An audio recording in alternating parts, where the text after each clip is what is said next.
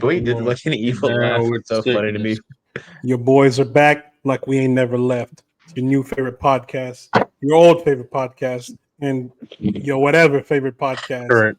Just roll the fucking song, man. Cinestro called the cast. It's your weekly gold mine. Stay tuned in. Stay tuned in. They got me by the beats.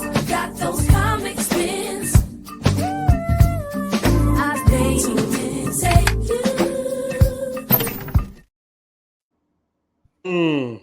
Welcome back. Welcome back to another fantastic, phenomenal, electrifying episode of Cinestro Core. Your boys are back with some big news.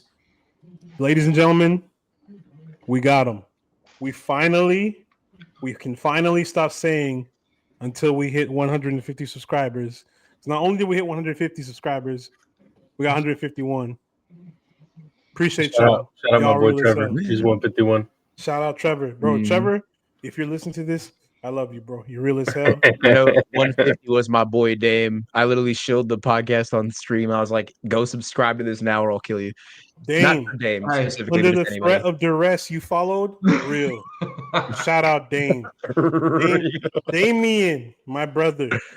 My black. Is he black? He is very black. Okay, good. My black brother. Thank you, man. Appreciate you. This is the reason why I wake up in the mornings, not because I have to go to my job and clock in and pay bills, but so we can talk about movies and fun shit with y'all. Oh, also, Matt, this is our third year for you actually of doing the Cinestro Core. Whoever just subscribed, bro, you know what? Chat us right now. I'm gonna send you a kiss. Chat us right now. I'm gonna send you $5 on Apple Cash right now. I'll send you a signed. Fuck, I don't know, a movie ticket with our autographs on it. You pick the movie. A signed Dune 2. A signed Dune 2 poster. We are at 152. Matt will try to write Denis Villeneuve, whatever his name is, Denis' name. I'll fill up a Dune popcorn bucket and send it to you. Amber. Well, to celebrate our now 152 and our 3 years of being the best podcast on earth, we're going to go ahead and take a little celebratory, you know what I mean, before we get this started. No one told me this. No one prepared me for this. You got a bottle.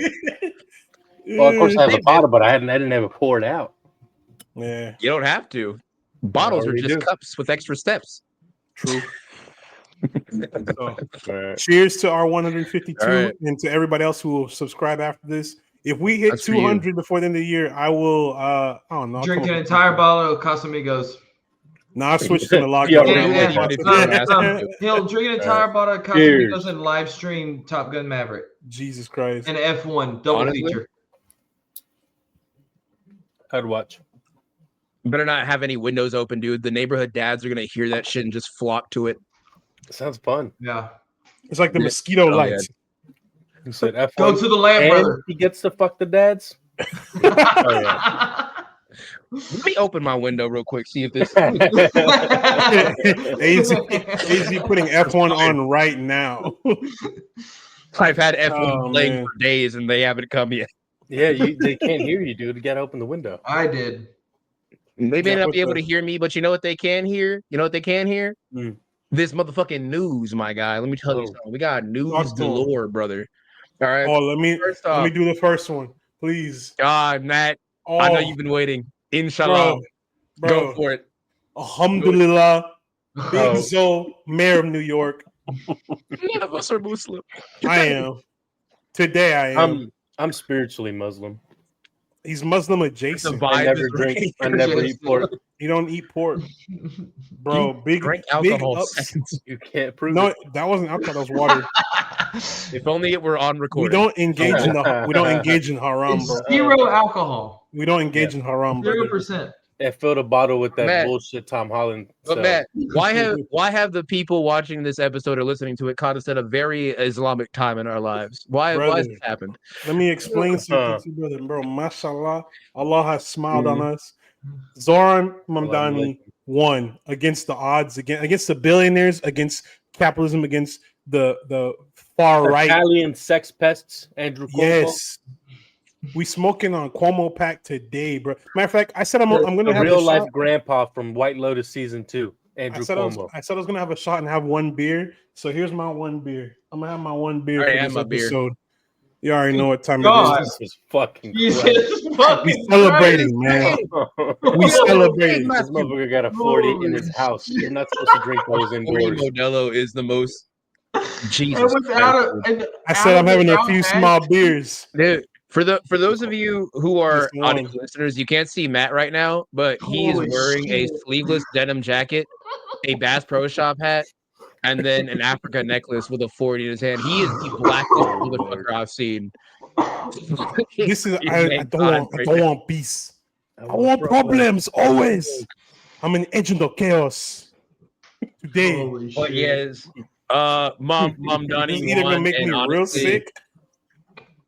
Yeah, back to the news. It's gonna make you real. Dude, I'm gonna be honest. I've never.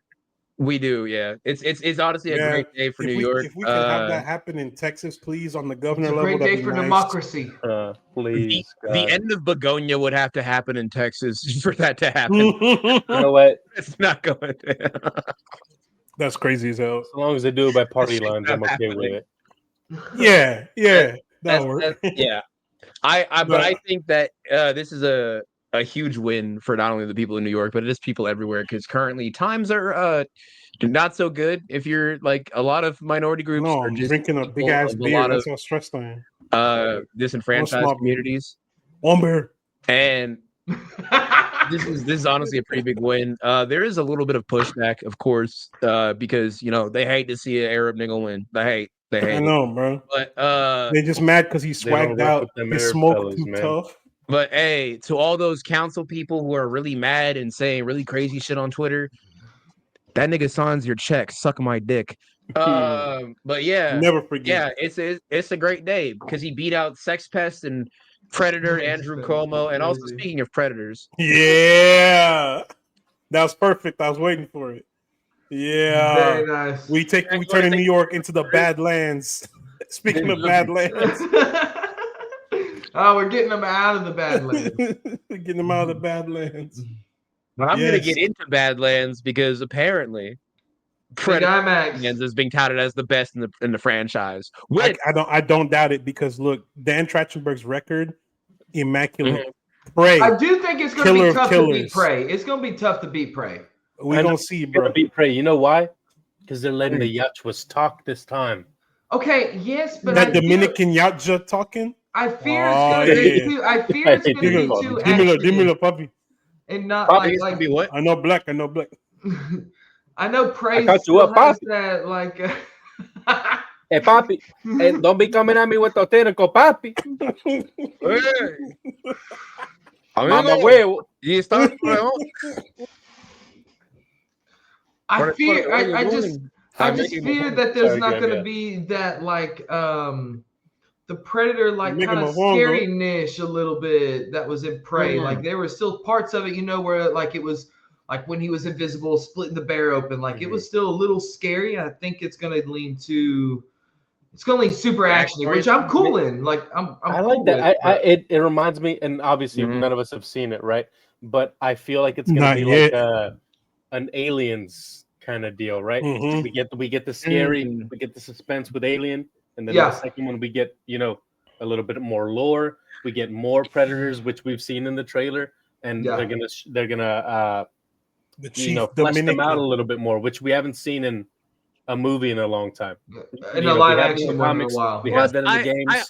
But we haven't seen that in live action in a really long time, and I think they did it briefly in the Killer of Killers, and I really enjoyed seeing that like almost battle world Yacha planet. That was so it shows cool. Like the hierarchy, and I think that's what we'll see a lot of. Like this Yacha got a caste system. This dude's gonna be bottom tier. Seems like it. It is. I'm not familiar with like Predator lore within the comics. Like I've read like some scant appearances of the Predator, but I've never like read like the comic book lore for them. But from what I do vaguely understand about the Yacha, like the closest thing we've seen to like some sort of organized system that they all follow is like, I don't think they're canon anymore, but the second AVP movie, Requiem, has the wolf in it, the guy who comes in and cleans up whenever a predator fucks up, which seems to be a lot because these guys are very sore losers. But but I am very excited to see like the Yautja culture, and we're not going to get like too extensive into it, obviously, in the movie because there's a lot of ground to cover. I don't know though. But I am know. intrigued to see like Yautja civilization and how that operates. Because if I remember correctly, the Predator. Or the Warlord Predator from Killer of Killers, the main one, the one that has all the fucking xenomorph tails for a cape. That guy isn't necessarily the leader of all predators, but he is just a warlord. Like he's just a guy. He's just of that clan. So there's a ton of he's just of that clan. So there's multiple clans and warring factions. And y'all clan. And I am very intrigued to see because they already also have what is the actress's name that is playing the android, the synth? I forgot what her name is. I hate you. Elle Fanning. Elle Fanning. Elle Fleming. Oh man, put the Modelo down, man. Oh no. But the thing is with Elle's character, I'm very intrigued because she is, I believe, a Weyland Yutani synth. Yes, if they showed her on the eyes. It's got that. So, all right. So they're definitely making like that concrete connection slowly but surely to the alien. It's gonna be a lot slower than I think we thought at first. Oh, 1000%. They came out and said like we're gonna not like the next movie's not gonna be AVP, but it's coming. Yeah, they got the. I think it's the building blocks down. The base. We'll probably get another alien movie. We'll get a sequel to Romulus. And a sequel to this, and then we'll get it. I can see each. We'll get the bridge. Each series then we're getting Alien Earth season 2, and they're going to do it right this time. Please, because that first season of 7 finished. I like that though, because we do need. This is more lore heavy reboot, I guess you could say, and I think that's what we need in the Alien franchise.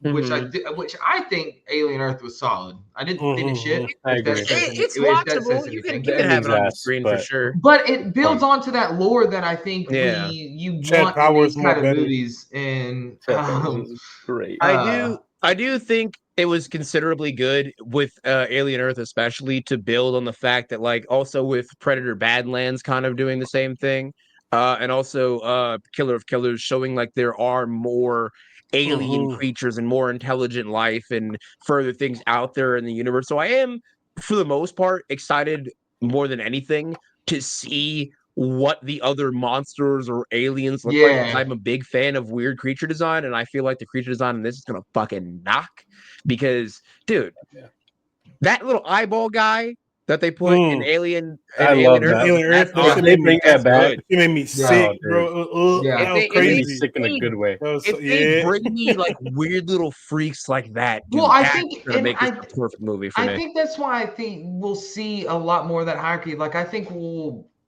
see how this young Yautja gets like outed, banished, and then like he's gonna have to kill different creatures, that go from obviously xenomorph is like.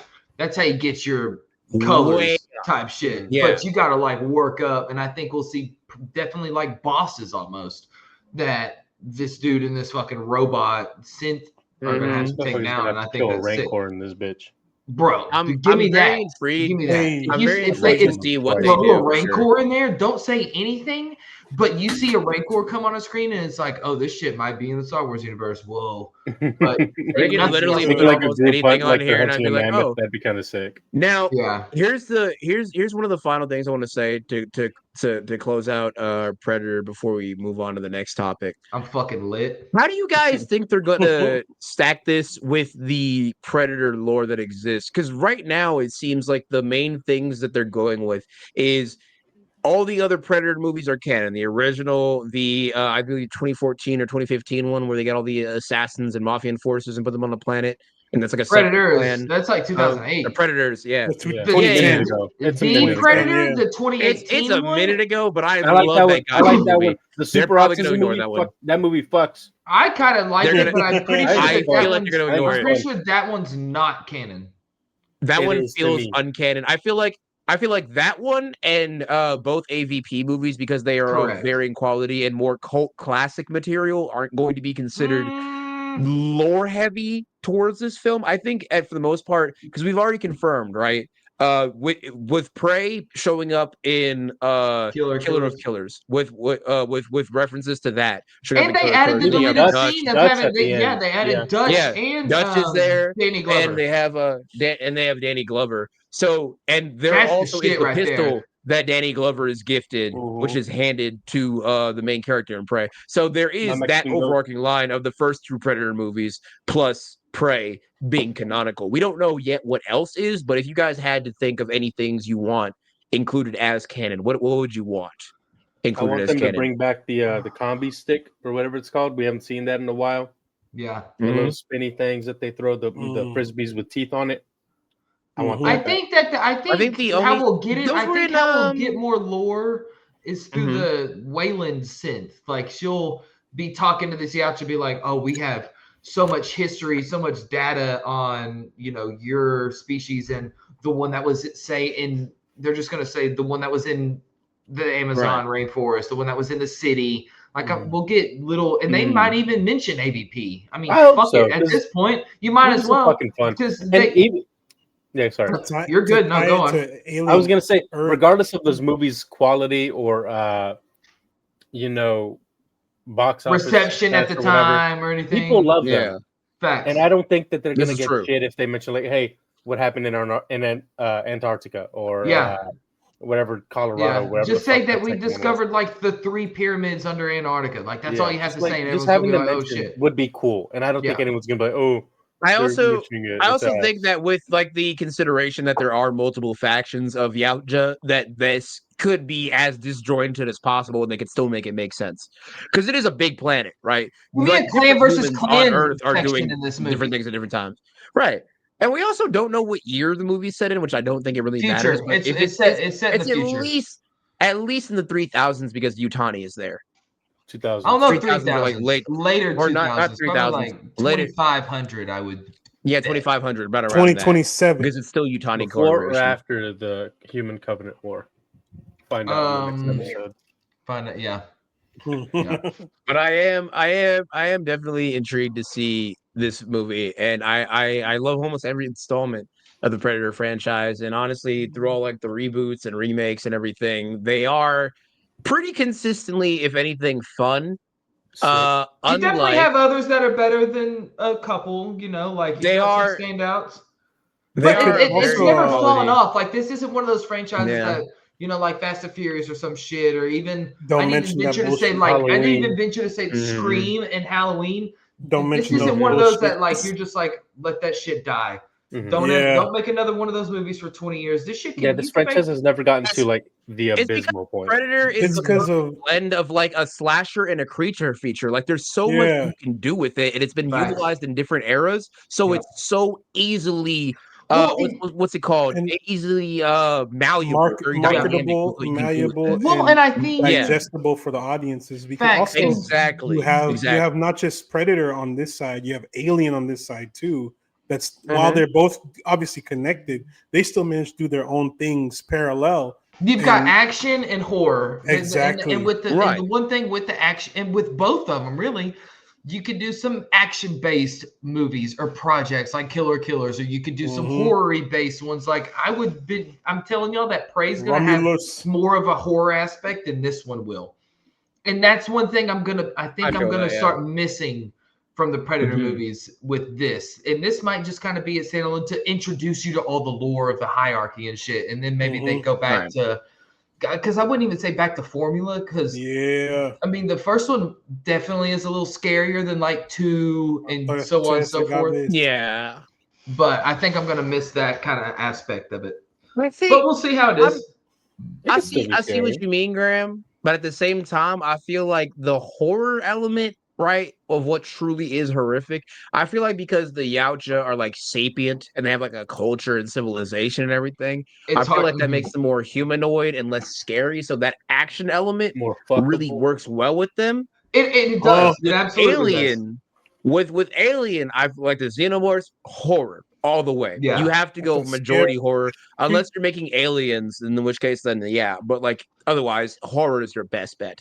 And that's why they work so good together. Make a fucking you make a so you can get action and horror. You make an AVP movie and Dude, if they do involve Stavros Halkias, you gotta hit on your hands. My dream, oh God. I'm gonna make this real brief, is like them having pretty much a Coliseum fight like how they were in Killer Killers. Yeah. And a ship crashes that was, say, a hunting scout party, and there's a xenomorph on there, and it starts forming, and it lands on the planet. And then, like, next thing you know, all the clans are having to team up. But at first, the clans are all fighting each other because they're fucking predators. And then it's just a fucking all-out war versus planet full aliens. Of Italians. For who gets to fight like the ultimate predator. That's good. And then you have an ultimate queen. Planet. Because really, the queen, the only time we've seen like a queen versus predator is in AVP, which technically hasn't happened. We also have not since, I think, Prometheus seen an Ultramorph, the like fucking 20-foot xenomorph that comes out of the goddamn engineers. We haven't seen those in a while. So honestly, I don't even fucking remember that one. We probably won't see that, but I mean, copyright that. Copyright that. It is Sinestro Core copyright. Hollywood, if you want to get that, you gotta grab $20 million and each of us $3 million. Bingo. That's my contract. Write it down. Just for being here, because we heard our it lawyers first, will speak with you. Yes, don't ask what our lawyers' names are. Just take our word for it. We have. Hey, I'll hop on here. We'll drop a reaction episode Saturday night. But truly, I do think that that Predator is one of those franchises that really you don't have to reboot or remake or make a whole bunch of sequels to. It's just timeless and good. Matt, can you think of any movies that are like rebooted or like stale or like don't need a sequel? Perhaps if you could think of off the top of your head. Jurassic Park. Yeah, I'll say Jurassic Park. Roadhouse. The Lob, baby. Let's start there. And you know what? My time to shine. As a known hater, as a certified, the CEO of hating, I hated Roadhouse. It was not good. The reboot, not the original. I fucks with the original. Patrick Swayze is great. Swayze, RP GOAT. They can never replicate your aura. Look at what they need to do to mimic a fraction of your power, brother. And then they gave us this bullshit. Jake Gyllenhaal, grifter ass, going around fighting niggas in a UFC match or whatever. A drifter ass, just fucking beating people up and faking like he don't know how to fight, and then he beats up Post Malone in the first movie. First of all, what the fuck is Post Malone doing in this counting movie? or not counting game? Wait. I didn't see the Roadhouse reboot. Is Post Malone actually in it? Yeah, yes. For a second. Why? He spends like 10 minutes going, dude, he's that guy. Post Malone was trying to rebrand into white again. That's when he stopped making rap music. He picked up the guitar and started doing country shit. But anyways, the point is that movie's ass. It's a waste of my boy Billy Magnuson's talents. And they had Conor Rapist McGregor and alleged Rapist McGregor. No, it's proven. Yeah. I can say that now. Yeah. So Conor Degenerate McGregor in there. God awful film. I don't know why they imposed that on us. And then they want to make a second one. And then David, this is to you. You have the gall to say that shit is fun? Fuck you. He's not going to see this. Shame, David. Fuck you, David. I'll text him. That is my favorite thing David does.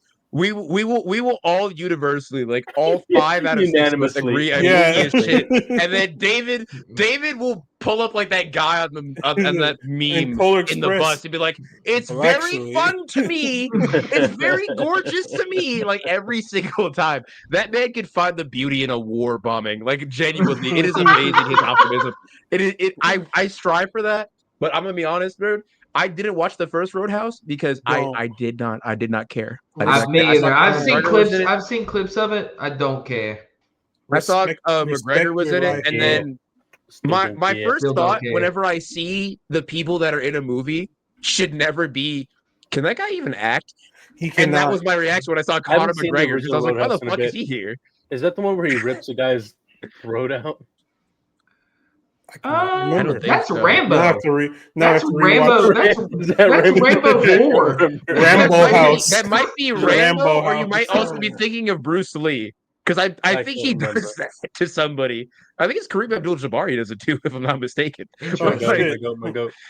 Wemby. But like it's just I had no interest in the first one, and I just don't. How long ago did the first one come out? What was it like 2 years ago? 2023. Oh. Yeah. Oh, you're talking about the reboot. Jake The reboot, Gyllenhaal. yeah. Yeah, that came out like original 2023 or 2022. Yeah, it's 23. So it's been what? It's been like 2 years. Long enough for people to forget about it. That's why I'm shocked that it's even. That's why I'm shocked it's getting a sequel. You know why it's getting a sequel? Is because it's Amazon, and Amazon likes to push bullshit on us because they think, oh, you have a Prime subscription, you're gonna watch this whenever you're bored. No, I'm not Amazon. Don't try and play with me, nigga. We'll get a text from Matt, and it'll say "Watching Roadhouse 2." We'll say, "Why are you suffering?" I'm not watching. That one is for damn sure. We are not covering that on this podcast. I promise. All right, I'm gonna call it. I'm gonna call it right now. I'm going to call it right now, and I have no way to confirm or deny this, but weeks from now or months from now or whenever the fuck this movie comes out, we are going to randomly get a text from Matt in the group chat where it's going to be like, watching Roadhouse 2 right now. This shit ass, bro. Yeah, exactly. That's what every time Matt is going to watch something that is verbatim what happened. He's like, I'm not going to watch it. They were all like, why are you doing that to yourself? He does it every time. We told him Alien Earth wasn't good. That's how you get stronger. You know what I'm saying? He's like, bro, this shit is ass. It's not, bro. It's not a Zenkai boost. It's not Dragon Ball rules. It's not. That's how you get stronger, bro. I'm on Kaioken times 100 right now watching That's this how you bullshit. cure depression. You watch bullshit. It makes you realize life is not that bad because you could be involved in this ass right here. Mm-hmm. I'm gonna be real. There blow my shit smooth off. 3 gods of destruction and an Ultra Instinct Goku, and that would not be enough power to make me sit through a sequel to Roadhouse, let alone the first reboot. I'm not doing that. I'm not doing that. But you know what I might sit through, Matt? What might you sit through, Easy? Some bullshit. A Grand Theft Auto movie, if they ever made one. Have you heard anything about that, Matt? Through that. I heard through the grapevine that it's in development by Paramount. Sky ass. Fuck Paramount. You know, if this was Paramount like 2 years ago, I'd be like, yeah, I'm cool with it. Paramount now, nah, bro. I don't fuck. What's wrong with Paramount now? What makes them so? I mean, they're a monopoly and they suck a little bit. Well, for one, the guy who's in charge of Paramount, whose name I won't mention for reasons, is I can't remember it. I know his name. I'm not saying it because I don't want to get shipped off somewhere. He gets $1 every time his name is said. Matt doesn't want to pay him. I just don't want to get removed from the premises. You're gonna get disappeared for naming the Paramount CEO. We'll just call him Mr. Soup for now. Call him George. Call him the forehead. The forehead, yeah. The dome. The forehead, the dome. Yeah, look at the dome. Mr. Dome. I like billboard, billboard brow, like in fucking Naruto. So Billboard Brow acquired Paramount and merged them with Sundance, which like Sundance has abused us with 57 Mission Impossibles and some other movies, which like they're not bad, but whatever. It's just the fact that the direction that this studio is going now is why I'm like, I don't feel confident in a GTA movie at all. I would rather Netflix make a GTA movie, and I don't fuck with Netflix. Crazy. I'm more confident. I'm more confident. God awful. I feel better about the COD movie than GTA. Yeah. Okay. Wait. Time out. What do you mean COD? What do you mean COD movie? What do you mean COD movie? Yeah, it's a COD movie. Yeah, there's a COD movie in development.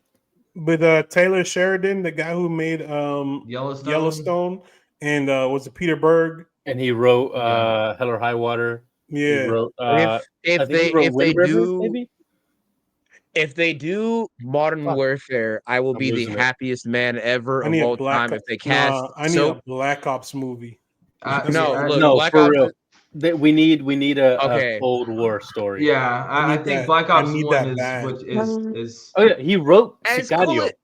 Hell yeah! Matter of fact, he wrote Sicario. If he makes a Cold War movie, it'd be the Sicario style level of action, espionage, some bullshit going down. Frank Wood, Reznov, the breakout of the fucking gulag. Come on, come on, man. Step one, skewer the League of the Beast. Oh my god, so good. Step one, absolute cinema. So crazy, bro. I played that. I died on purpose just so I can play it again. That's how I was like, brothers. I was like, kill me now. I'll so restart good, this dude. shit. Freedom. But the GTA film, from what we know about it, it is in development at Paramount, and it is supposed to be, according to the sources, a original story, which worries me. It's over quite a bit because holy fuck! It's Taylor Sheridan. He excels at original stories. We still have a chance. He's talking about the I think it'll be good. Not the COD movie. Oh yeah, fuck that other movie. Yeah, that's what I'm saying. Like, no, the COD movie, I have more confidence in it. Because the thing I just is, know right, when they drop that a teaser, when they drop that teaser, and all you hear is just a black screen. The numbers. What do the numbers mean? What do they mean? Oh my god! And then it just gets like the little Matrix looking shit. Or you just drop the numbers down. That's the teaser. You just drop the numbers down on the black screen. If they bring back like viral marketing campaigns for this, yeah, I'd be bricked up. I can get the Call of Duty Black Ops movie Doritos, dude. Oh shit! Hey, yeah. what's that poster? The poster with with the Mustang with and Sally? One of the hardest posters. Where he's sitting like this. Oh my god, it's hard as fuck. Yeah, but that just goes to show, like, there's so much you can do with Call of Duty, and GTA already has like all the stories. Like even five especially felt the most like a good movie. Fleshed out, but five really felt like the problem with GTA GTA would have been a great personally is GTA, like since 3 to now, has just been like not. 4's parody, not parody. No, they're all great. 4 is a beautiful Liberty story. Right? 4 is honestly the most impressive of them, but it's a great story. Other movies and from just like pop culture in general. Yeah, I don't know what this movie would be about. It would be literally. I agree. It would be the same thing. It would feel San super Andreas meta. It would feel like it has homages hand up its ass. To me, it's an homage to something that gets homages from everything. Yeah, GTA 5 is fucking Heat like 5 times. Yeah, right. And Den of Thieves and any other heist movie. GTA 3 is like Mafia and like fucking The Godfather and Scarface, and that goes for GTA Vice City as well. Vice City, yeah. So like, what are we getting with this? What is the goal here? Yeah, give me a Ballad of Gay Tony movie. Yeah, I'd much rather we get a Red Dead movie. A Red Dead movie. That sounds way more interesting because we haven't had a Western in forever. Or even Bully. If they Bully would Bully right now. Okay, here's the thing. Here's the thing with Bully. Yeah. With Bully, I feel like it would work better as a TV show than a movie. I would watch that as a TV show. No, that goes for GTA as well. Honestly, but like, exactly. But like, I just feel like you could do an original Red Dead-esque story. I feel like that would even be more palatable. I think the solution. True Grit, but making it in modern times as contemporary as it is, and doing an original GTA story, like I don't. What even is that? Who wants that? Is the question. You make it an anthology series because that way you can do different things with it. There's all how you switch between characters on the little wheel. You can do something. You can play around with that. You start off. You could do a season in Vice City, Liberty City, Los Santos. Exactly. I think it would be much better if it's a series, limited series, anthology. Because then they could flesh out more ideas. You would have more 10 episodes go around. That's the whole point of the fucking show. You'd have more like dynamic acting. You could get more characters fleshed out. You wouldn't have to crunch too much on screen time. As long as it feels like I don't know. Yeah, I get what you're saying. We're just trying to make the best of like a show that we might get or a movie that we might get. As long as we get this might be another Need for Speed. I'm gonna watch that shit. That's what I was about to say. That's exactly what I was about to say, Ronald. I was saying at best we get a pretty good movie, right? At best we get a pretty good. At best we get Assassin's Creed with a little bit of comedy. Need for Speed. Okay, those are not good options. What you have just said is I can get stabbed in my left or right nut. That's the options you gave me. Exactly. Yeah. That's not. I'm being realistic. Or shit from a can. Yeah. It's just like here's the thing though. When it comes to video game movies, right? Genuinely, and I don't even mean this as the resident autistic man on the pod.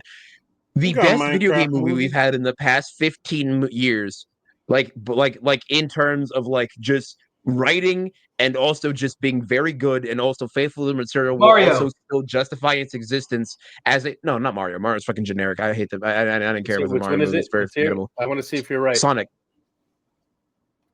It's Mortal Kombat, but that's okay. You were close. I agree. I like Mortal Kombat more than Sonic. The 2020, absolutely. But that does not mean that I think like even Sonic. do a Mortal Kombat. That does not mean that Sonic is bad or that I dislike it. I just like Mortal Kombat more. I agree with you. I think it's mostly going off the first one. I think. It's pretty faithful. Cartoon it has some bullshit insert with that motherfucker who can't act, whatever. But everything else, Lewis, I agree. Spot on. I fuck with I agree. It is pretty spot on. I'll say Sonic and Mortal Kombat are tied because Sonic 3 when they do same level. They're on the same page because in Sonic 3 when they did the Sonic Adventure 2 when they did the live and learn sequence, oh my god, that's amazing. It would awaken things. Mario was pretty okay. Mario felt more to me like a 4-quadrant Metroid. Wait. We're forgetting the Minecraft movie. No, we're rightfully forgetting it. We're rightfully forgetting it. That movie was good. No. What did Denzel say in Flight? I'm drunk right now, and I don't enjoy that movie. But like, I just don't see how this could really be great. But y'all didn't get introduced to it as a baby. I understand y'all don't fuck with it. I did. I played what? I'm super cautious. Were you 7 when you played it? Brother, I was playing that shit in school. I'm holding out hope. I built this shit brick by brick. Was it Java? Java, yeah. I was downloading Java, the lab, come on now, playing that shit. I get it. Okay. But I mean, we're just in an era where they'll literally adapt anything. Like, they're making a fucking Roblox game movie. Like they're just making anything. So like this has a chance to be something at the very least, or at the very worst, like I said, Need for Speed, like Gerardo said, Need for Speed or Assassin's Creed. Like I don't know. Like Need for Speed made me want to like stab my eyes out with a blunt, with like a dull knife. Yeah, it was so Aaron Paul in the knee. Aaron Paul was driving that blue ass Mustang. Dominic Cooper looked like a fucking Italian dude, and it pisses me. Dominic Cooper's so good. He's the best part of the movie. So much bullshit. It makes me so sad. He needs to fire his agent. And I'm just like, he's so great at Preacher. Preacher is where I was like, oh my god. Like in Iron Man, not Iron Man. What's it called? Captain America. I was like, okay, that was my introduction to him. But Preacher as well, I was like, this motherfucker can cook. Then I watched fucking Need for Speed. I was like, what is this?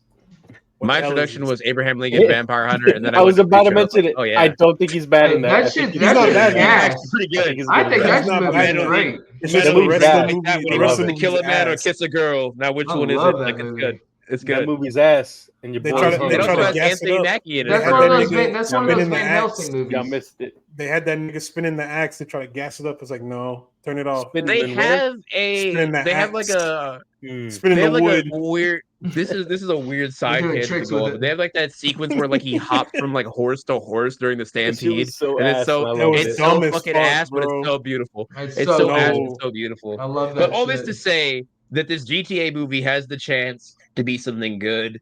I don't. Something wonderful. I'm gonna be honest. Damn. Thumbs up if you think it'll be good. Okay, so we're all we're all pretty down. I don't know. I wonder if it's gonna be good, man. David somewhere like this. Right David's going. David giving 3 thumbs. He grew a third arm to give it another thumb for being fun. David is the participation ribbon of movie reviews. You know what might be fun. David's the general audience. You know what might be fun for real though. Wonder Man, bro. I saw that. You're gonna have to convince me, bro. I told y'all. You're gonna convince me. I told y'all that. You know what? I was not moved. I said, I'm sold. Az, you've seen Watchmen, right? I have. Here's the thing, bro. That's Dr. Manhattan. You show some goddamn respect. I know, bro. Here's the thing, right? Look, that's a Candyman. Respect my goat. I love him. Don't mention Candyman. We don't mention Candyman. We don't mention the Candyman reboot. We don't. I'm working on a new movie. I'm working on. We pretend that didn't happen. I'm fixing. I'd rather you mention Aquaman, right? He wasn't bad in it. As much as I love Yahya Abdul-Mateen, right? If there's one thing I know that Marvel can do with their properties, it is hire the most talented people that they can and then waste them. Yeah. So I am the most cautiously optimistic about this I have ever been. Because but at the very least, they made his show. This isn't a Mahershala situation. Right. This is true. And it's also not a Riri situation where they just dumped Ironheart out and were like, watch it. Ironheart been ass, she been ass. I don't want to hear it. An Ironheart fucking suit or anything that's sucking up all the budget. Like the trailer, the shots actually like look contrasted well. It doesn't look like every fucking frame is fake. Like I think the shot, like it looks tangible. Like it looks good. And Ironheart had Anthony Ramos. That shit was doomed from the start. Boy, yeah, come on. The minute he was on the screen, I said it's over. Anthony Ramos. I think it'll be good. Gerardo's greatest enemy, arch nemesis. I think those trailers did it. I think those trailers helped a lot. So for some background on Wonder Man, the first trailer dropped, and it looked nothing like a Marvel project. It had no hint. Outside of like, if you know the names, like if you know Kovac and all that, you go like, okay, I know things are going to happen. Like, oh yeah, right? But if you showed that to a general audience person, if you showed it to like literally anybody who's employed and touches grass, who doesn't know Marvel characters, they'll think this looks like a pretty fun show. Me, who is here for the comic book aspect of a comic book property, was watching and was like, where's my comic things? And this trailer gives us like the closest little teaser of it, little sprinkle.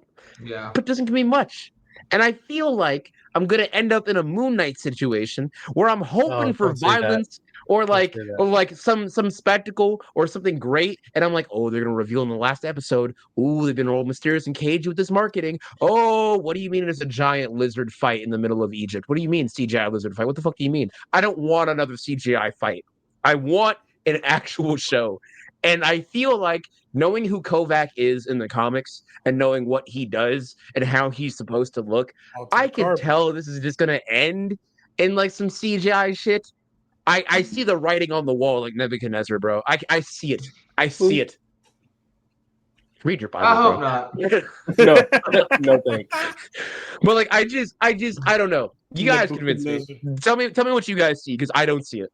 I don't see it. I'm not a black man leading another project. I'm in black lead. Yes. Yeah. Okay.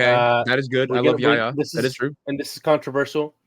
We're gonna get a little bit more of the regular Marvel world, like we did with She-Hulk, which I liked. I thought that was interesting. See, like a civilian in it. I think that was cool. Yeah. I agree. I agree completely. I don't need. I'm tired of like the Agatha shit. Tired of the She-Hulk and the Ironheart shit. And, like Miss Marvel was. I need She-Hulk, but that shit, like, we'll say to the credit of Wonder Man, I'm being a little bit too hard on it, but I will say to its credit, it does look shot like an actual show. I love matcha. Hit me up. It looks the best out of the show. It does look like it was a show that they made, and instead of just really quickly color grading it and slapping it onto streaming, like they actually planned it out. Yeah. But I still need to be convinced that Disney / Marvel has such a low confidence in their work that they not only, and I'm okay with them pushing it back because it's going against what's what's coming next month, Avatar and some other shit. You know, let's give it some time to breathe. Why not drop this where it's gonna have its own block where it doesn't look like you're just trying to shovel it off to dump you where no one gives a fuck. Hey, and at least they've marketed. Honestly, it'd be better if they dropped it in dump you because that's when the bullshit comes out. And if you have any confidence in this, you'd know it's stand out. Yeah, you know it's better and it would stand out. So that's we shall see. I'm a little worried because I saw what they did with Ironheart, bro. I'm not ready. I saw all 6 episodes. That shit was ass. Yeah. Well, or like Eyes of Wakanda. They said, "Hey," they're like, "Hey, Eyes of Wakanda was dog shit." So we're dropping this cartoon. The only good part about that was a little bit of Iron Fist. You see, got Iron Fisted. I don't know, man. It just. Should I do my impression? No. No. Please, you're too good at it. Do not. Yeah, you're too good. You'll power up too much. Yeah. That is why we're stopping you. Start floating. But start. I will say though, maybe this will be good. Maybe it won't. Guess we can use this before we wrap up the news block. Before we wrap up, speaking of wraps, Matt, dude. I'm gonna let you deliver this news because this is the greatest day of my life. The Modelo flowing through me, brother. Tell the good people the gospel, Matt. The gospel returns to us. The greatest movie ever made. Brothers and sisters, let me tell you something. They are making The Mummy movie. Yeah! It gets better. It gets better. Our GOAT, Brendan Fraser, returning. Rachel Weisz, returning. Weisz. Sorry. Modelo in my system. Rachel Weisz, returning. We are so fucking back. We've never been more back before, bro. So back. It's so good. It's so good. And I just fan casted Glenn Powell as their son. Who was the guy that played their son? I mean, honestly, that Emperor?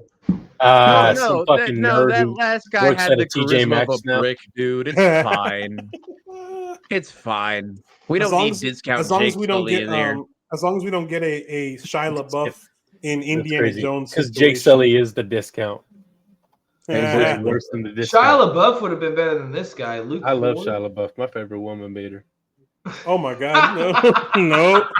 So we have to cut that. Right? Christ is king. Say Christ is king. Oh shit! I do. I'm very excited for this because genuinely, fuck is Luke? I think it's second to Old. I think it's second to Old Boy, but right in front of Megamind on my letterbox is like my favorite movies of all time. I love The Mummy. I love The Mummy so much. It's so good.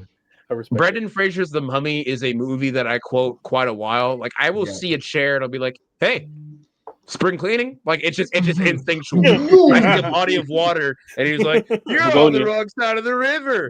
Hey, Betty. You got it backwards. Like it's so good. I got it backwards, but looks like you're on the wrong side of the river. Hey, Betty. Oh, dude, it's so good. It's so good, dude. This spring bleeding scene really just lives in my head rent free because he throws the fuck out of that chair. a little bit of Cinestro core lore for you, if you don't already know. For those of you who are just now joining our channel, Graham is known here as the Oracle because he'll say something and like that shit will happen like right after, bro. So last year, was it last year we saw, or was it 2 years ago? It was last year, yeah. Last year was the anniversary. Year. We watched The Mummy in theaters last year in AMC in Dallas. And after we're walking out, and Graham and Luis now are sitting in the little atrium with the beers, and Graham goes, "They're probably gonna reboot this or make another one in a couple of years." I was like, "Oh, okay, that'd be cool." It's kind of like, yeah, cool, yeah. And then we opened Twitter yesterday, and I see, bro, I literally fucking almost. I was like, pants. Holy shit! I almost shit my pants. Graham, the best news I've heard in a long time. Like that was so crazy. You know how I know for a fact that was great news? You know how I know for a fact?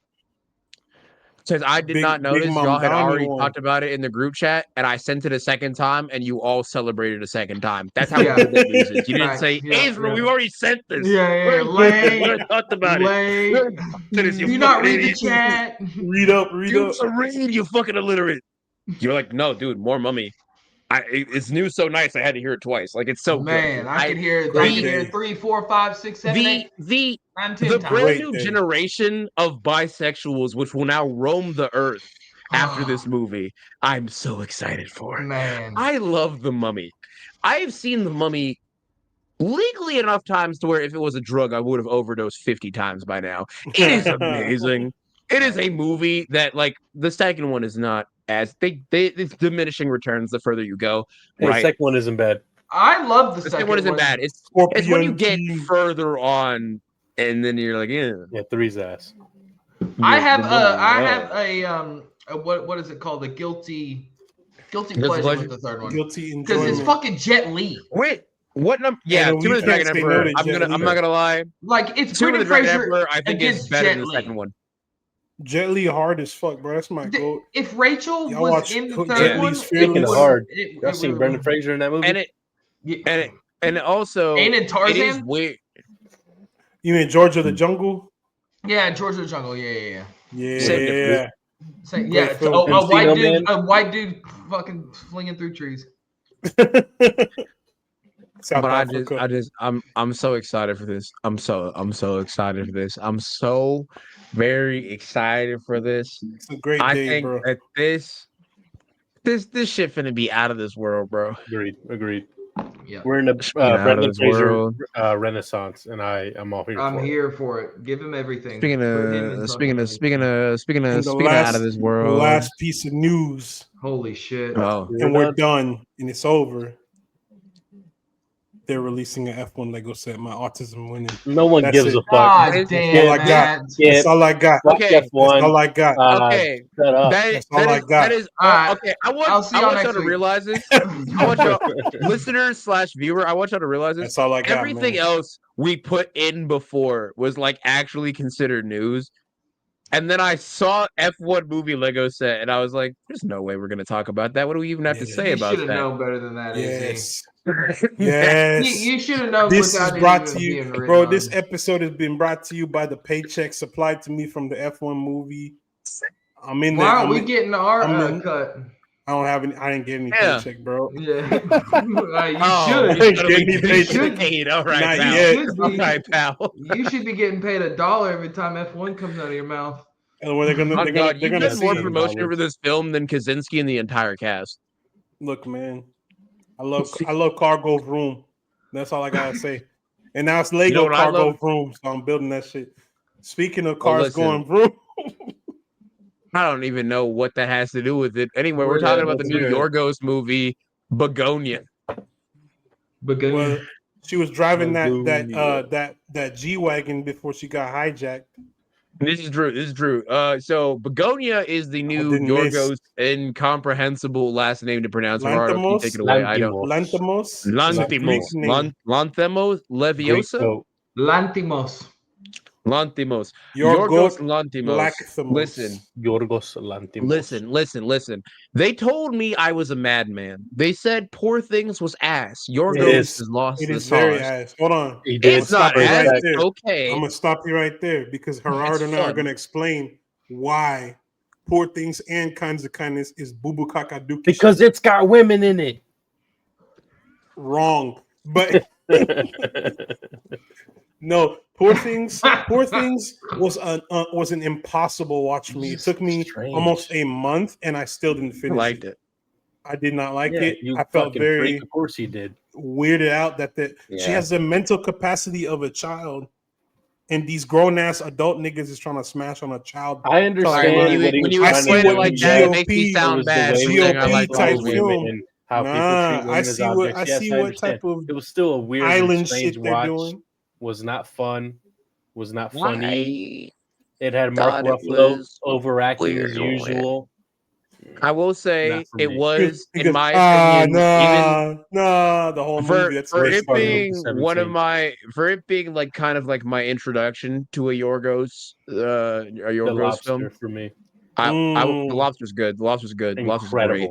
The best. I watched that after this, and I was just like, okay, maybe Poor Things isn't as good as I thought, but it's still. It's not, good. Dude. It's not. He fucking had it. Bro. His finger was on the pulse, and then he took it off. He met Emma Stone, and he ran with it for a bit. And I get it. She's so talented. She's super talented. His ass. To give it some credit, she was acting really, really well in that movie. It's just I could not. Not best actress, I couldn't make it through. I couldn't. And then like Kinds of Kindness, the trailer dropped like a year later or whatever the fuck. I was like, oh, okay, maybe I'll give this a shot. Still haven't watched it yet. I will. Don't. It's gonna be, guys, this is ass in the group chat. Yeah. In like 2 weeks. This is an unpleasant this film. Is not good. But I might watch it because isn't Jesse Plemmons in that one too? I believe so. In which one? In Kinds of Kindness. Yes. He might say this shit means something to me. The problem with Kinds of Kindness is he didn't know what he wanted to do. Yes, I understand. I understand that he connected it through the dead guy. Mm-hmm. Just make short films if you want to do that. He was gonna get nominated anyway. Look, okay. The thing for our audio or viewers or people who are general audience and do not know about my boy Yorgo. Yorgi likes to do a little funky thing, Yorgi's called make his strange films. motherfucker. Yes, he's on that weird tip. He's on that strange tip. He's on the same.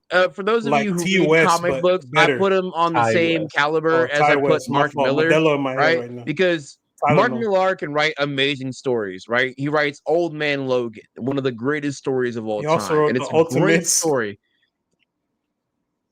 Exactly my point.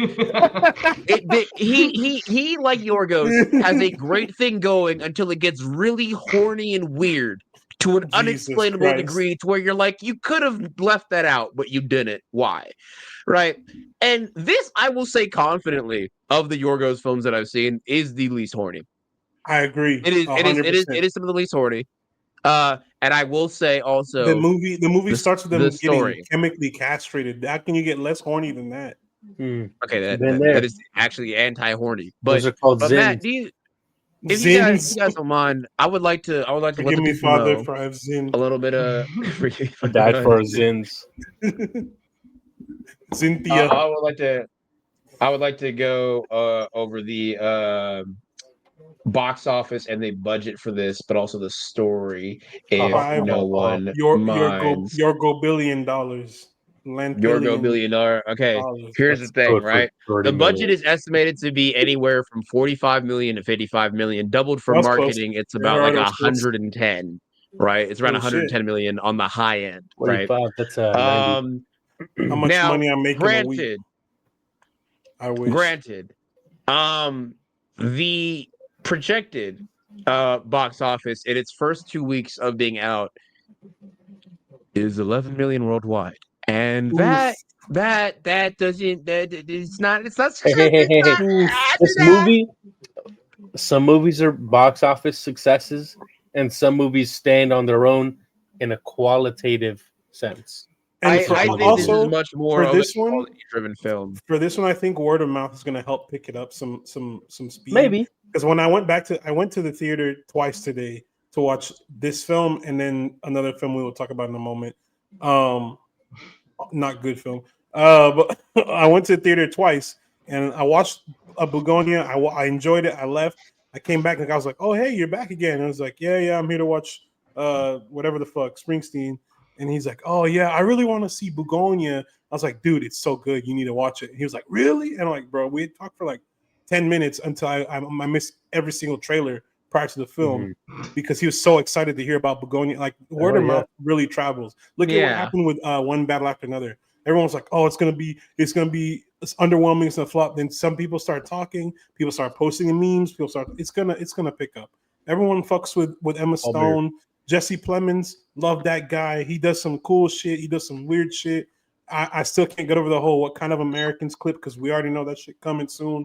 But yeah, otherwise, now my intro to him was what's it called? Black Mirror. I've seen him in so much weird projects and cool projects. I'm like, we need more of that. We need more weird niggas. My intro to him I think was Fargo, maybe. But I will say. Right. So what is interesting is currently Bugonia for as of November 2nd, so a little bit out of date, about 3 days behind or so.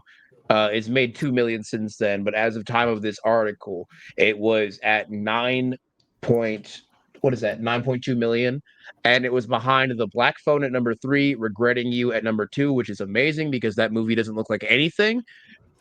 But can confirm it's not good. My girlfriend told me. Number 1 currently in the weekend box office is Chainsaw Man. So go fuck yourselves. The cartoons triumph. But, cartoons are stupid. You're gay. In the bad way. Oh yeah, but they're better than Yorgos. So fuck you. But they're not. They're not. I don't. Hey man. Chainsaw Man ain't got Jesse Plemons in there doing some weird nigga shit, does it? They number 1 though. That is true. That is true. But it does have weird niggas. But I will say this. Because we are very particular on whether or not this film is good or whether or not it should be higher on the box office. I think the people should know what it was about. And I will tell what it was about. I will tell the mighty tale of what it was about. Tell me, I forgot. It stars Jesse Plemons, Emma Stone, and then some third guy that I can never remember the name of. Who is the third one? Aiden Not Delbus, Stabby. the Aiden Delbus. cousin. The special needs guy. My autistic king. I think he was so good in this movie, and this gave me. He was. You know what? I'm so sorry to interrupt. This gave me him and his dynamic with Teddy was giving what's that movie called? Of Mice and Men. I literally called him Lenny at one point. I did too. I was like, wait a minute. I was like, am I Don and Teddy did give that energy, yes. Mm-hmm. But yes, continue. My fault.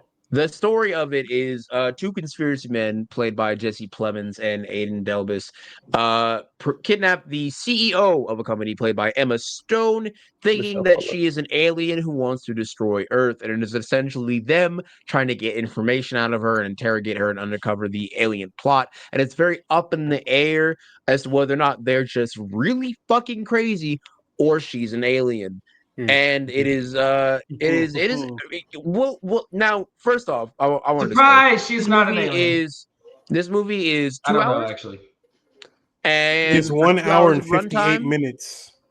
It's okay, nigga. It doesn't feel like it. It doesn't. It truly doesn't. The point that is all to say that I was genuinely surprised when I was watching this and I was like, this was 2 hours. It felt weird. I had gone to the movies and 2 hours had passed. I checked my phone, 2 hours had passed, but I was like, this doesn't feel like 2 hours.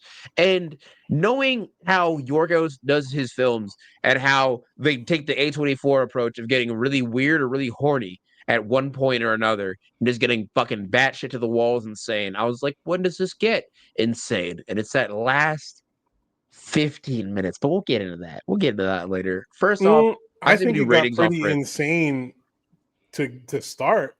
You know, like them the whole plot of them kidnapping her and the way they were just like their thought process the entire time. I was like, that's a pretty wild thing to think, but also not too far fetched because we've seen crazier shit. We've seen crazier shit in real life. There's someone who's plotting to capture. I think their radicalization was really well done. I think I think it's realistic. Yeah, I think it's timely. Yeah, and I just thought it was perfect. And they didn't just thrust it onto you. It was spelled out throughout the entire film, so you had time to be like, you're watching this happen in real time, but you're seeing this little explanation of why Teddy is the way he is, why they're doing what they're doing, and I love. There's also a very subtle commentary on like class and everything in the opening montages as they're going through, right? They're in this like downtrodden, like kind of off in the booties, kind of not like a shack, like a small country home, right? Very quaint, very small home on the prairie. These people are not rich. Yeah, they're not rich. They're very bare bones, salt of the earth, like blue collar people. Saginaw, Texas, right? And then you have that juxtapose with Emma Stone's character of Michelle going through her whole regiment, Frisco, her fucking like MMA training and shit in the same city and everything, literally just doing all this wealthy and opulent stuff. And she even has her characterization done really well when she's recording this like apology for whatever her company did that is not yet shown in the film, but later on expand on, where she's like, we encourage diversity and unity and shit. Fuck was the fucking line. Fuck, like she doesn't care. It's all a front. She's being the same cold, callous CEO, and I do like how, whether intentional or not, Yorgos kind of helped to comment on like it's definitely how people in higher levels of society, quote unquote, or economic statuses are fucking horrible people. They're people. They're almost alien to other normal. They live in a different world. Exactly. Which I think is very, very telling when it gets to like the whole alien aspect of it. I just really think that everything's great, dude. Also, like my boy Stabby, baby. My boy Stabby. King. That's the main reason I want to see this movie. Boy, Stavros. He is so funny, bro. He is so Stavros is in this movie, but he's not in it for long. 10 minutes or so, and he just is the best 10 minutes of the whole film. His first appearance, he's what's it called? Teddy's riding a bike down the road, and this cop car pulls behind him, and you're like, "Oh shit, Teddy's getting caught. It's over. He's fried." And then here comes my goat stepping out the police car. I was like, "Oh yeah, this is about to be some shit. It's gonna be funny." Sure enough, funny ass time.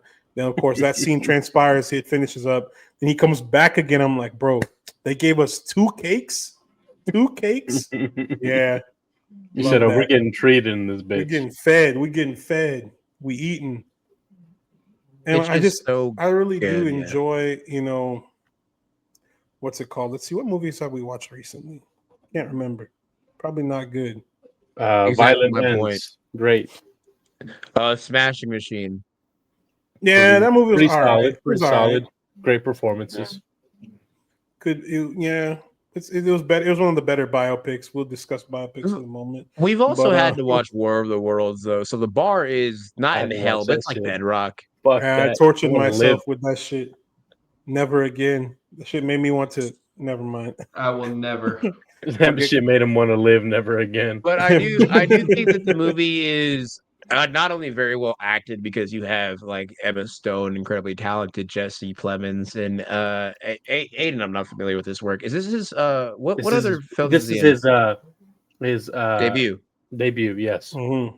Wow. Okay, sensational job, because when he delivered that line, when he was speaking to Michelle, and he was like, "Can you tell my brother I'm sorry for loving him?" Oh my god! Yes, bro. The moment that happened, I looked over at my friend Dave, and I was like, "Dude, he's gonna go look at the rabbits. He's gonna go look at the rabbits. Oh fuck! Oh fuck! No! Oh no! Not Lenny! Not Lenny! No!" No, Aiden was great in this movie. He might be my favorite performance, if we're being for real.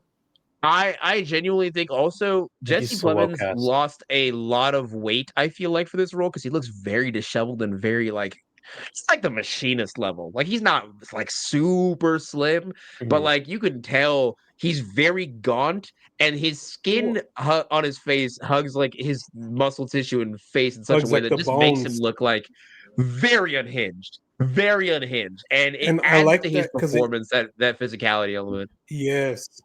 It gives you that like fringe conspiracy thing. You know, when you think school shooter, conspiracy theories, there's a certain image that pops in your head. Hat vibes. And if you saw him in what's it called, in Civil War, he looked a little bit, not like fat, but like he was a little bit more, bulked up, a little bit more filled out. And then this is like a complete like 180. He's looking real wiry. He looks like he's real squirrely. I was like, oh, this is the type of guy, you're expecting like a meth lab in Georgia. So I can see that. I can see what they're going for. He wasn't Breaking Bad. He knows. Meth. I know what I'm doing. Man. Need some of that meth. Modelo in my system right now, bro. Average Paris, Texas resident. But what do we want to rate it, or do we want to keep talking about it? Let's do a rating. Oh, I think before we rate it, real quick, we just got to go on and talk about the ending, because that last yes, please, yes. That last Ram, mute this if you're gonna watch it. Yeah, you're gonna watch it. I forget about it. Okay, you won't forget it. Okay. You won't forget it. What I'm about to say is so specific and insane. You will not forget it. Yeah, I would suggest you do that, dude. Yeah, okay. Bro. Spoiler time, dude. Yes. The reveal, the fucking twist, the twist. Because they had my ass. I was like, they had me too. I was like, she's not a fucking alien. Yeah. She's gonna have him in the office. She's gonna scream for help. They blew Jesse Plemons the fuck up. Yes, she went into the ambulance. They bombed his shit. Went back to space with her homies in the sweaters and the long hair. A fucking alien. and then the ship not was just on aliens. He's the emperor. Like the Andromedan. The point that confirmed it for me, where I was like, oh, alien. yeah, there's no way that she's an alien and they're just crazy. Alien versus when Predator. She went and she found that that journal, and like him, and he's basically like a serial killer. Like he's been going through people he suspects feed his delusion that they're Andromedan, and he was like quote unquote wrong about some of them, but he said I'm so exact with my methods of detection, and I was like, oh, she's just playing along with it, right? Yeah. And then he exploded, and I was like, okay, that's odd. I think the thing that should have clued us in, which I mean, of course, now that we've seen it, we know. In retrospect, but when she goes, how many of them were Andromedans? She was like asking like legitimately, how many of these people? I didn't detect that. I thought she was like, just fucking with them. I did too. I was like, she's just going along with this shit, and I was like, oh. As soon as we got the reveal, I was like, oh yeah, she wasn't playing along. She was like, what the fuck is your problem? Why are you killing my people? All right, bet. I got something for your ass. Just wait right there. Also, we didn't mention this. The little flat Earths that they showed every bro. every chapter. I was like, fuck, Yorgos has his finger on the pulse, dog. He's cooking again. He got his swagger back.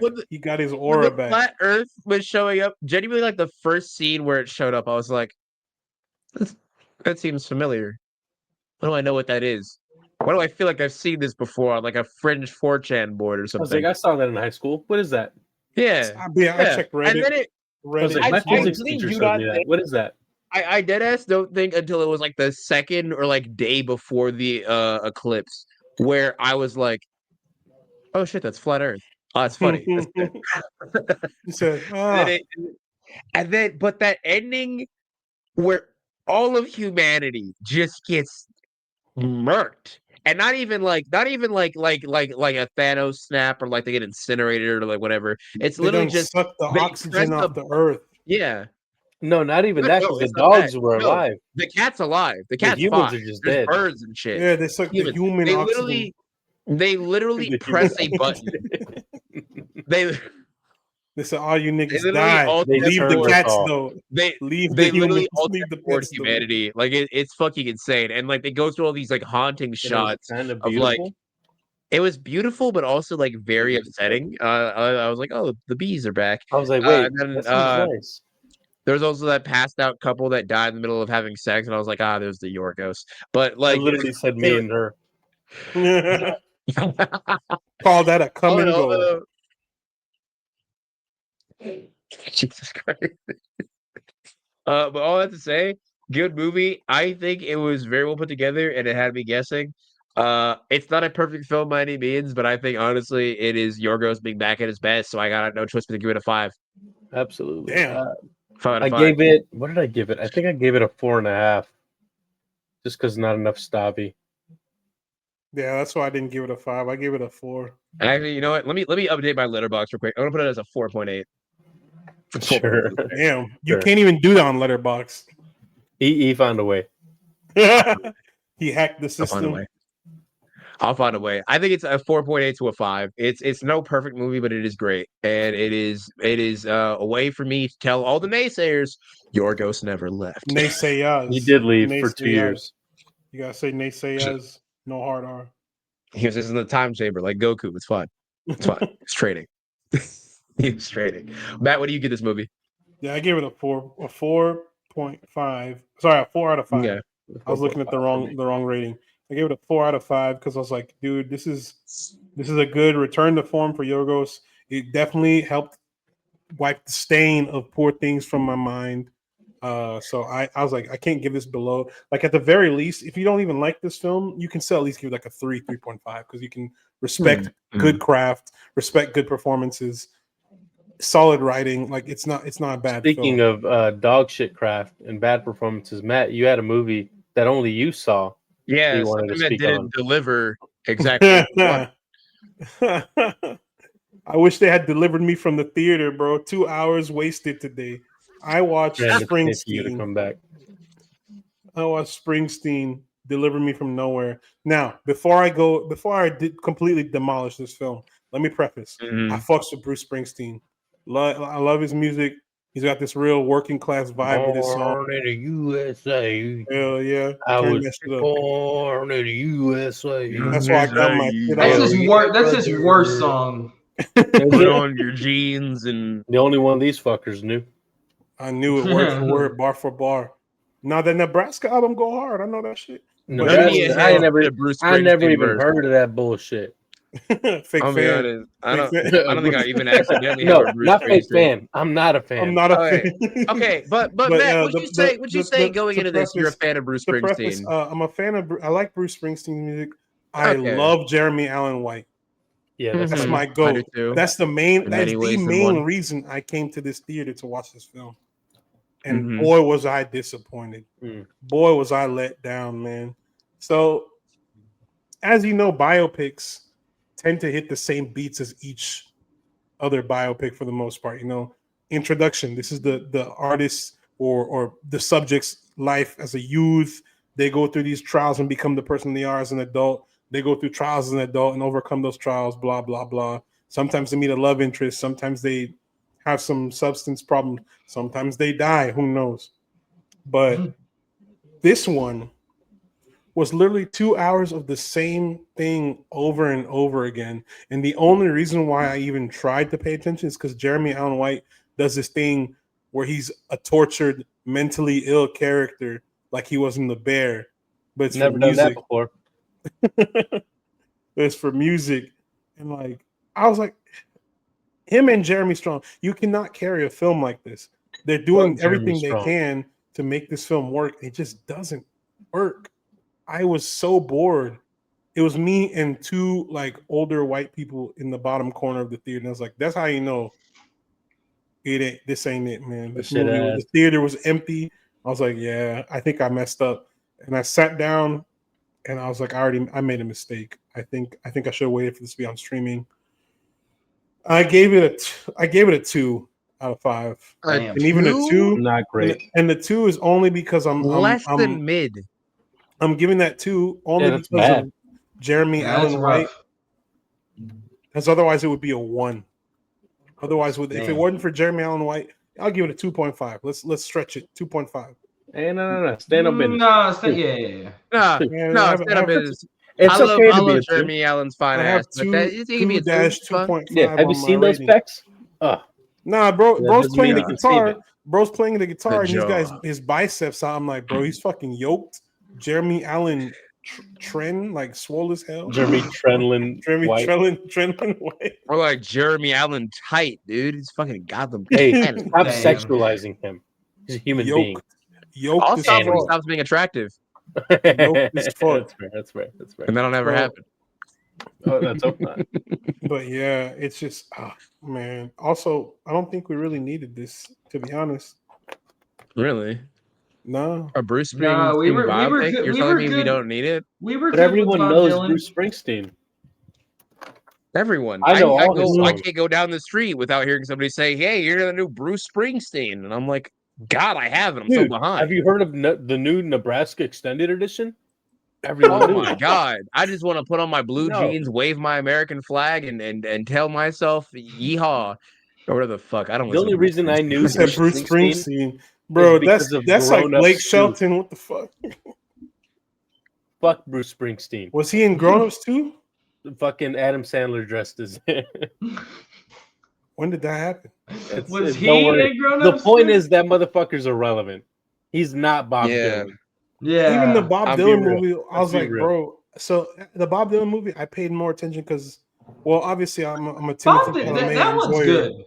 I'm a Timothy Chalamet enjoyer, and I'm a Monica Barbaro enjoyer. But that movie by itself, even she's so talented, I love her. Without them, that movie was still pretty good. It still was pretty solid. This one does not do. It tries to do what that movie did. Bob Dylan. What do you what is it called? An unknown. What unknown? Complete unknown. A complete unknown has the best. And I say this as someone who was only introduced to Johnny Cash once he died. The best Johnny Cash portrayal of all time. By my Check some mud on their carpet. Check some mud on their carpet. He's so good. He's so fucking good. He said remake Walk the Line, make it not with ass Boyd this Holbrook. time. Yeah, Boyd Holbrook. That's my Yeah, fucking guy, need- dog. yeah. we need them As I live and breathe. instead of making That's my boy. As I live and breathe. The Wolverine. To this day, the greatest biopic I've ever seen about an artist has to 1000%. Actually, wait, no. Yeah, first place is La Bamba, and then like second place, I would put like, or at least in terms of how much I enjoyed it personally, I would say second place is the Elton John one of Rocket Man. Rocket Man is so good. Haven't seen it yet. Good. It's so good. I need to watch it. Actually, never mind. Actually, Street no, said La Bamba and Rocket Man are bad. Is incredible. Look, here's the thing. Bohemian Rhapsody is not terrible. It's not terrible. It's a fun movie.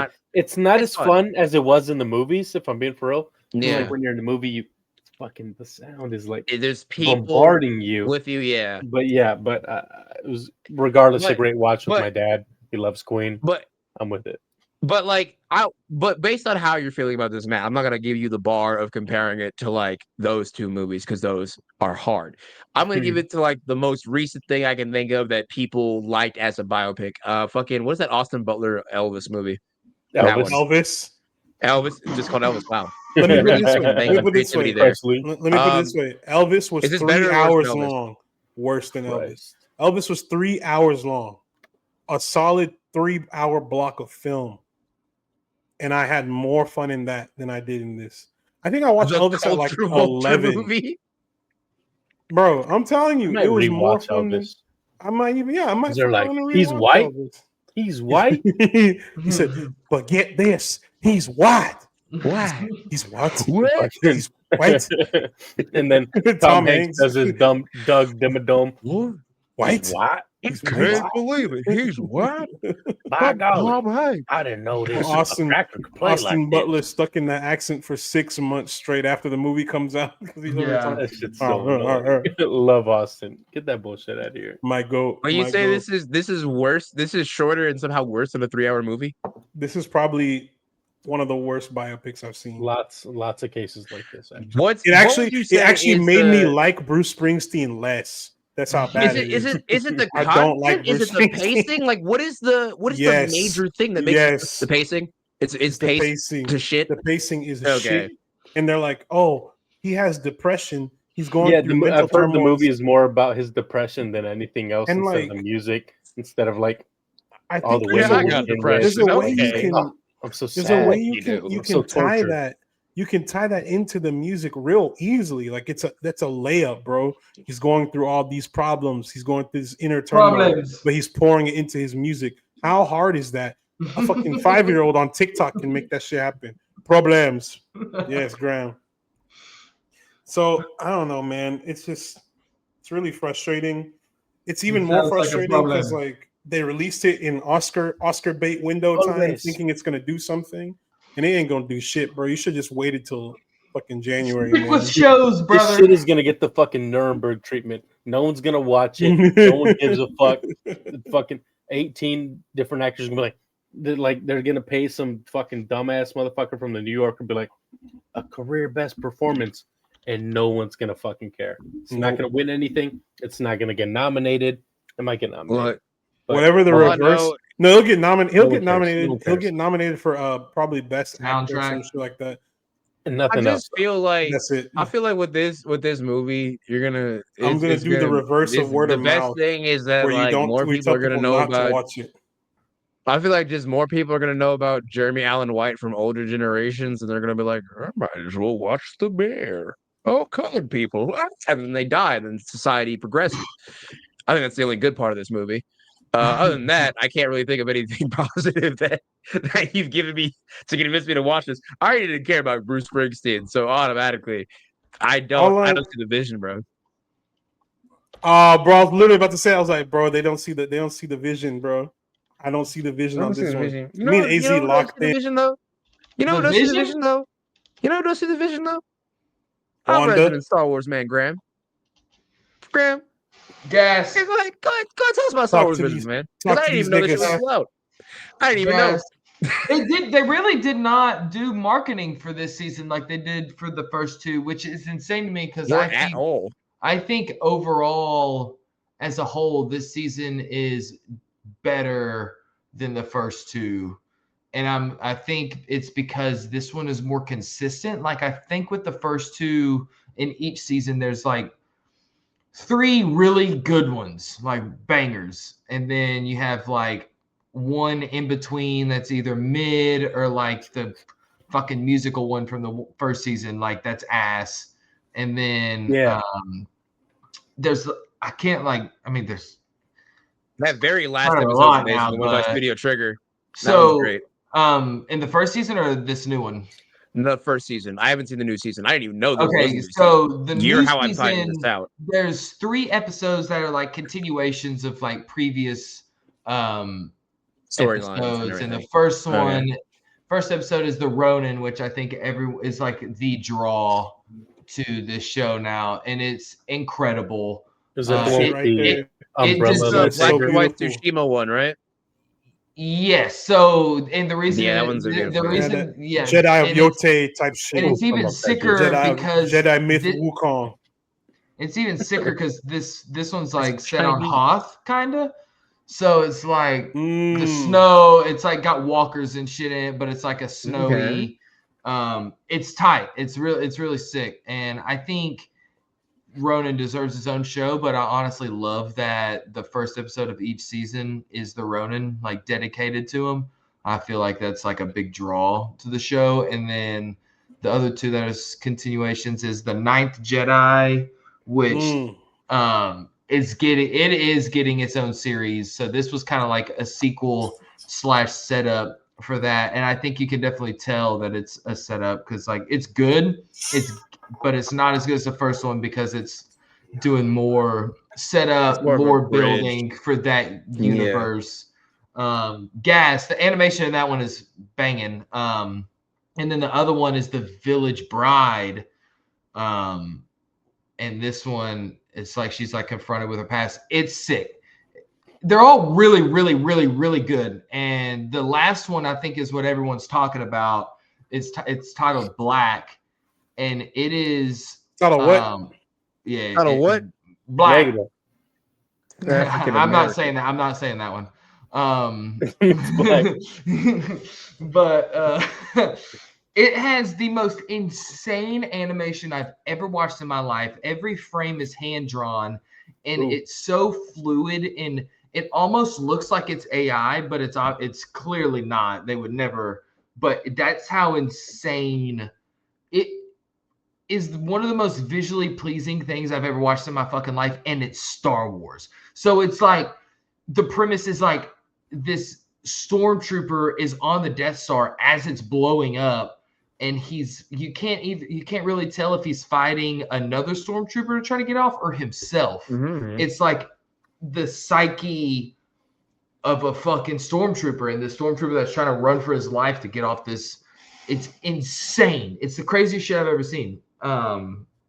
Really good, and the best way to finish off that season. But there is a sleeper episode which I knew nothing about until I watched it, and it's called the birds and the bees. The Bird of Paradise. The Bird of Paradise. So this has my favorite animation of the whole thing.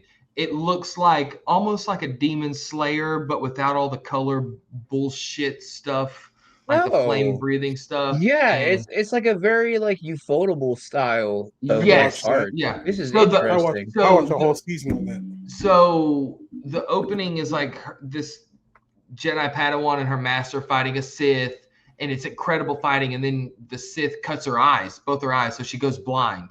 And she's a young Padawan, so instead of being calm and using the Force for sight or just direction, she's freaking out, like panicking.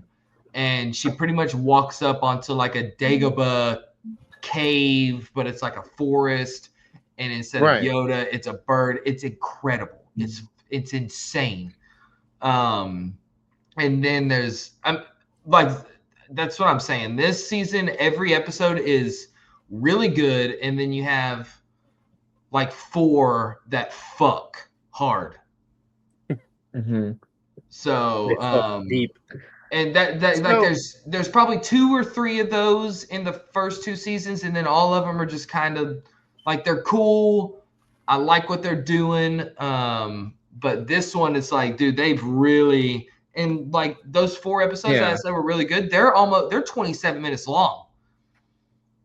30-minute original programming. Ooh. Yeah, right. And so, but that's not bad. But what I think works, and it's because it's animation. You don't need anything longer than 30 minutes when it's shit like this.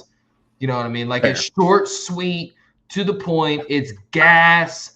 The pacing for what they're trying to do in this limited amount of time they're doing it. It's just it's fucking good. I would give like the first season like an 8 out of 10. Second season like a 6.5, 7. And what's crazy is I think David would flip that. I think David likes season 2 more. But I would give this season 3, dude, like a 9.5, maybe 10. Oh yeah, it's because of the first episode and the finale. Yeah. Killer way to start it off. Every fucking season, give me Ronin. That's all. That's what I want. That's what you want. That's a 10 out of 10. A whole full series of Ronin. I 100% agree, but I think it works so well to keep you like anticipating, and you don't know what this dude's doing or like how much time has passed. You kind of get a hint of it. But like this one, I also feel like this is one of the first Jedis that he ever killed comes back to try to come for him, and he's an all cyborg dude. It's incredible. And like I haven't seen the newer season, but I remember season 2 is good. The Ronin is very like mysterious. Like you don't know too much of the backstory, and I feel like what Graham was saying about how he's better utilized in a show lends credence to that in this anthology format, because I feel like the less we know about him, the better. He's a fucking mysterious samurai. You remove the mystery, then he's just a samurai with a sword. We've seen that.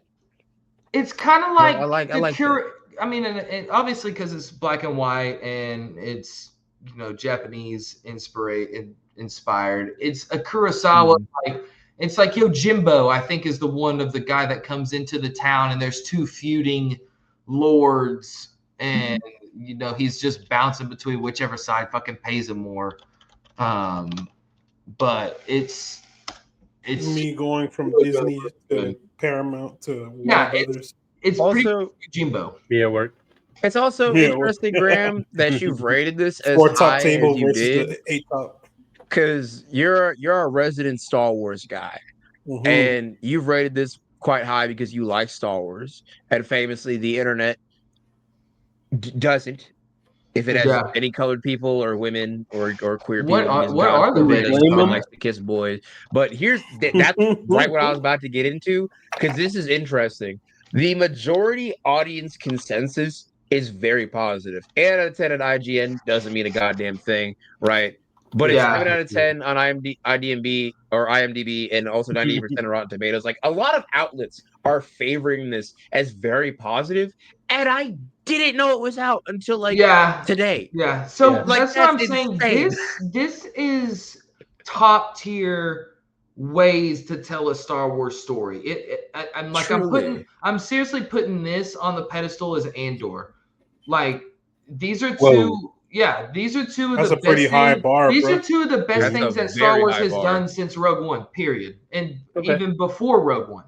Rogue One is that anomaly. That is true. That yes, very much so. But like I'm putting this on top of like Tarkovsky's Clone Wars. Which I know that like I'm talking this shit is pressure, and it's each fucking episode is different animation, different style of storytelling. Star Wars Samurai. You're getting so there's something for everybody. It's like a sampler platter. Yeah. Is there something for me who hates cartoons? No, stay away. Close your eyes and close your eyes and I don't know. Play fucking close your eyes. Alan Rickman. You don't deserve this. Whoa! This is amazing. I think. Hey, I watched. I think and I have you're a known invincible enjoyer. I watched Super Crooks. It was pretty fun. That's anime. That's good. And it's Mark Miller, which is very rare for him to make something great. Hey, what do you mean? That guy cooks. He made the Ultimates. He does. Weird and horny. Yeah. My favorite. Like I said, weird and horny. He's like the Yorgos of comics. I think y'all should all watch Visions, and we do a little comeback, a little snippet next episode, and see what y'all. I'll come. I genuinely, Jesus Christ, I did every episode. I did it early. I'll do it again. I am genuinely seeing a pattern with this though, because all these outlets are favoring this episode. It's getting all this popularity. It's getting this ringing endorsement from you, Graham, but people are not caring about it or knowing about it. And I feel like that partially has to do with the fact that outside of Andor, no one has really given a damn about Star Wars in the past several years. They dropped a Mando and Grogu trailer, and no one gives a fuck. No one gives a fuck at all. Jeremy Allen White is being a fucking butt. It looks like another season. It looks like a trailer for another season. It does. And I feel like that's really what's hurting a good project like this. That word of mouth from absolutely bring back the whole of the general audience is having no mods. Yes, no mods. No, it's fun. Bring back more of the land back Tuscans. That shit was so fucking hard. Yes, yeah. And then they ruined it with the bullshit of it making him the guy. Ruining it. Hey, even Cad Bane was fucking gas. I like that. Incredible. Cobb Vanth, my fucking guy. Yeah, they did waste my boy Cad Bane, but I will be real. I feel like he deserved better for being one of the only. He was still alive. His heart monitor thing was still on. Yeah, his like. Thank God, thank God, because he was the only nigga that Jedi were afraid of just to do with a gun. I love him so much. Let's do another Han Solo movie. Bring back Alden Ehrenreich. Yeah, bring back Childish Gambino too. I think we're ready this time, but make it a show. Make it a show. Give me a we don't have to worry about Bounty Hunter movie. Make it a show so we don't have to worry about box office. Make it a Lethal Weapon. Make it a Han Solo Lando. Give me a Miami. I see the vision. Give me what they promised us Mandalorian would be, where they give us a bounty hunter focused show, put Cad Bane in front and center, and give it a squad of bounty hunters going throughout the galaxy and having to team up and do something. You get a Rogue One. No team ups. No team ups. I'm tired of this Marvel bullshit. Make the show about one fucking character. So what you could do, you almost could do like, you know how the Thunderbolts were set up, like they're contracted on each other. Asajj Ventress. Yeah, you're trying to make Thunderbolts, but no team up though. Like they're just going at each other's throats. Bingo. And then they're on like say they go to like Dathomir or with a bunch of Rancors on there or some shit. bring up the Rancors, bring up the zombie witch sisters. Oh, actually, Graham, that same idea, but do it by the principle of the movie of the Predator movie from like 2008. Right? The same premise as that. Predators. This series of Star Wars bounty hunters, and they're all trying to kill each other. Bingo, and they're all trying to, and they have to survive different creatures. You throw a fucking crate dragon on that planet, throw a Rancor. Yeah. You get a little bit of Predator, you get a little bit of Bloodsport, mix them together. An accolade from yes, I fucking love accolades. Yes, dude. So good. Nice. Dude, we have written the perfect movie. Yeah, Star Wars, dude. Disney can never get their hands on this. $1 million. I could save. $1 billion. I'm their only hope. This is true. At this point, Graham has called it. I agree. I'm there only at one point, they checked out. There's an idea guy. Dude, in 10 years, I will be head of Lucasfilm. Obi-Graham Kenobi. So more head. But Graham, you're confident that this is solid Star Wars and have given it ringing endorsement. I think it's peak Star Wars. It's not solid. That is true. You put it on Andor, and Andor's my favorite. I love me some Cassian. Bro, I think you wouldn't maybe not enjoy it more than Andor, but it's there. It's there. I don't know, man. It's cartoons, and I'm pretty autistic. That's what I'm saying. I know you, brother. I know that we leaked on that. You see what wall is behind me. You think I'm scared of animation? No, I'm telling you, like, you should watch that shit tonight. It'll take you an hour.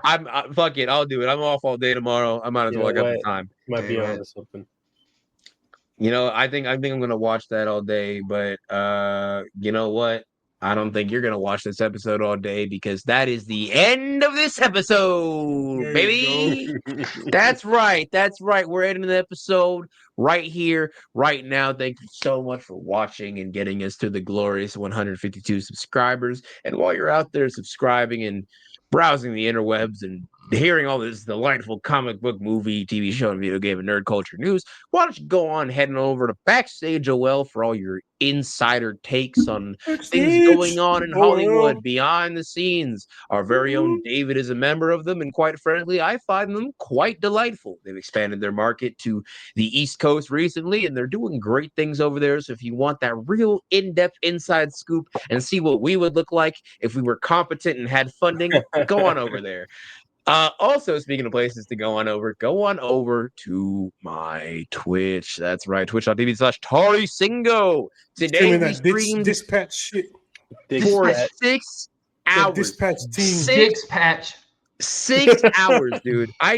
I genuinely feel like I'm starting to do streaming as like a job, essentially, because I've been doing it as shifts. Like I've been waking up in the morning, I stream and fucking going on.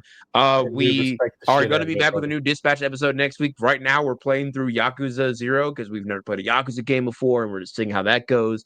Not too far into it. We'll be back tomorrow with more of that. And then we're gonna probably do like movie nights and other things. But speaking of other things, also my YouTube channel will have a new video on it tomorrow. Technically not a new video. It will be a series of old videos that I edited into one giant compilation, but there will be a special announcement at the end of that video. So I think you should watch it. It showcases my voice acting capabilities of all my DC bridge skits. So if you want to watch that, follow me at youtube.com/TariSingo, also at Twitter at TariSingo, and on Instagram at Big Papa Tari. And while you're following people, if you want to follow us without getting the cops involved, follow us at all platforms at Cinestro Corp. That is right, Cinestro Corp. That is CINESTROCORP. No S at the end. We are one single corp because legally that guy will not give us the fucking at. So call Modelo's. There ain't no S on there, brother. Ain't no S. Modelo, no singular. Just like you got him a Modelo corp, brother. But if you want to know what we're doing when we're doing it, or how we're doing or how we're doing it at any point in time, go ahead and drop us that follow. We greatly would appreciate you. And I feel like for this last little bit of the outro, man, the progenitor, the assembler of the core, 3 years deep. What are your final thoughts to wrap up this episode of Extravaganza? What do you got to say, man? Talk to people, man. You want to drink? Go ahead. It's incredible to see how far we've come. I know we have jobs outside of this. Unfortunately, we can't do this full time, but it's cool to see how much we've done in 3 years, and I'm excited to see what year 4 brings for us. Hopefully, it brings some kind of sponsorship or endorsement. Hopefully, so we can please, so we can make the NIL money. And not do. We'll even take Raycon, any of them, please. Something, bro. Magic spoon. Something, bro. Some type of endorsement. Tap in with us, whichever brand you are. Them too. Fuck it. Red Bull. Fucking G Fuel. We will violate international laws and advertise cigarettes again. We will make cigarette ads popular. Dude, I'll make cigarettes cool again. I'll do it. Hey, send me a carton of Newports and you have me for life. Marlboro Reds. Bring me my camel Camel Crush Menthol. Oh God, this kid's still in high school, junior high. Yeah, pretty much. Hell yeah. Overall, we appreciate everybody who's been tuning in. Like we said, share our page, have more people follow us. The more we keep building, the more stuff we can do. Eventually, the goal is to make this really take off so we can have a big old fun time just talking about all types of bullshit movies, all types of good movies, and everything in between. So until next time, guys, we appreciate y'all. We will see y'all at the movies. Peace. We're